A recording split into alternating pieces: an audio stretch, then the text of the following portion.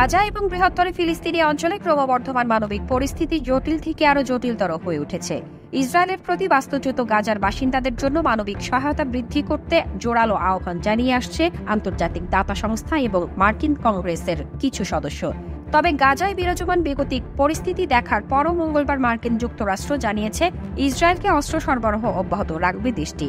বেসামরিক বাসিন্দারা যুদ্ধের কারণে এমনিতেই বিপর্যস্ত। এর মধ্যে যুক্তরাষ্ট্রের এই ঘোষণাটি ইতিমধ্যে উদ্বেগ বাড়িয়ে দিয়েছে। 13 নভেম্বর বুধবার এক প্রতিবেদনে এ খবর দিয়েছে টাইমস অব ইসরায়েল। মার্কিন পররাষ্ট্র দপ্তরের মুখপাত্র বেদান্ত প্যাটেল এক প্রেস ব্রিফিংয়ে বলেছেন, 13 অক্টোবরের চিঠিতে মার্কিন যুক্তরাষ্ট্রের অনুরোধের কিছু পদক্ষেপ নিয়েছে ইসরায়েল। তবে ইসরায়েল এখনও সমস্ত পদক্ষেপ সম্পূর্ণ করেনি।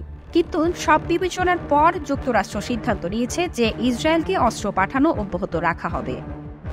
এছাড়া মার্কিন কর্মকর্তারা জোর দিয়ে বলেছেন, ইসরায়েলকে সামরিক সহায়তা মার্কিন ইসরায়েল অংশীদারিত্বের একটি গুরুত্বপূর্ণ অংশ হিসেবে রয়ে গেছে এবং প্রতিরক্ষা সহায়তা বন্ধ করা হবে না। 13 অক্টোবরের চিঠিতে ইসরায়েলকে নীতি পরিবর্তন করার জন্য 1 মাস সময় দিয়ে সতর্ক করে দিয়ে বলা হয়েছিল যে তারা যদি তা না করে তবে একে মার্কিন আইন লঙ্ঘন হিসাবে দেখা যেতে পারে এবং আক্রমণাত্মক অস্ত্র হস্তান্তরকে বাধা দিতে পারে। এটি বেসামরিক ব্যক্তিদের কাছে সাহায্যকেও বাধা দেয়।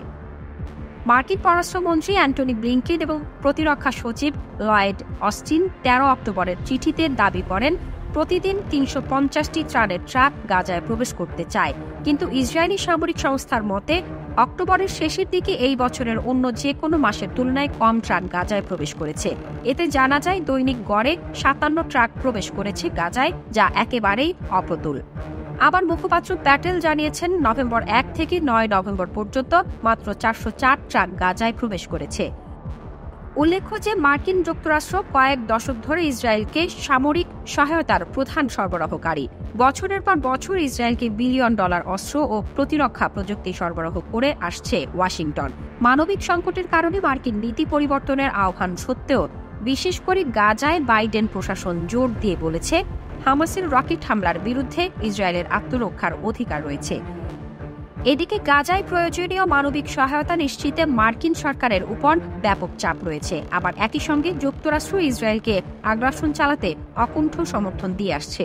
অস্ত্র সরবরাহ বন্ধ না করার সিদ্ধান্ত তারই প্রতিফলন।